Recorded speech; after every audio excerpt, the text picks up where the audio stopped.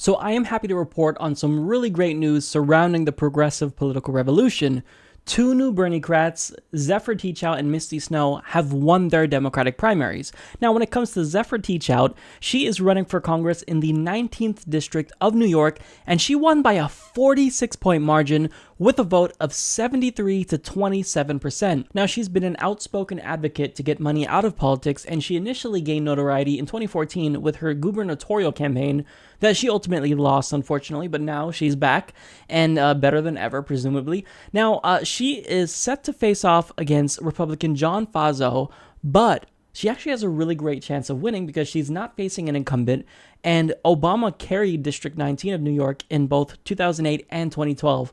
So the odds of her actually getting in are pretty high, so this is really great news. Now, here's why Zephyr Teachout's campaign is important.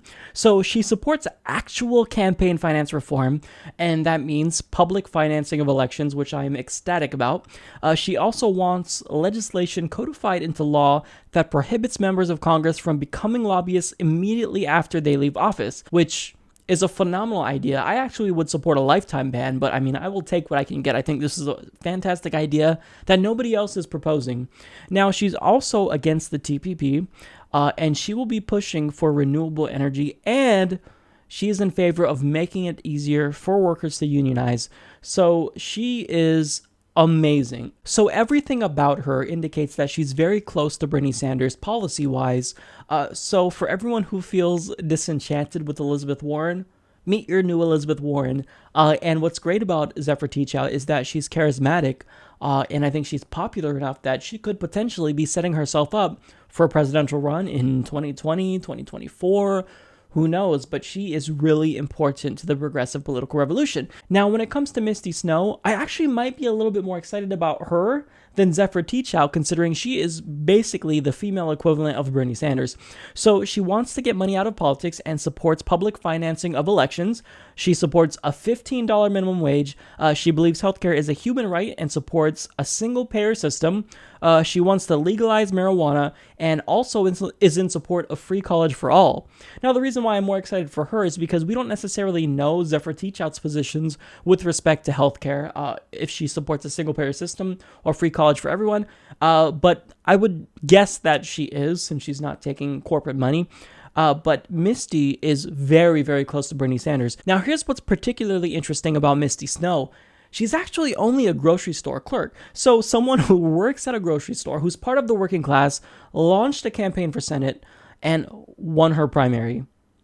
That's crazy. Now, also, what is fantastic about her is that her nomination win is historic because she is the first ever transgender woman to win a Democratic primary. So all around, not only does she have the policies, but I just love her in general. The fact that she works in a grocery store means that she actually empathizes with the working class because she's part of the working class. The fact that she made history is also commendable when there's a lot of discrimination and bigotry against transgender people. So Misty Snow is the MVP, man. Now, here's for the bad news about Misty Snow. So she is running for the Senate in Utah. And for those of you who don't know, which all two of you, Utah is a very conservative state. It's a red state. They haven't elected a Democratic senator in almost 40 years.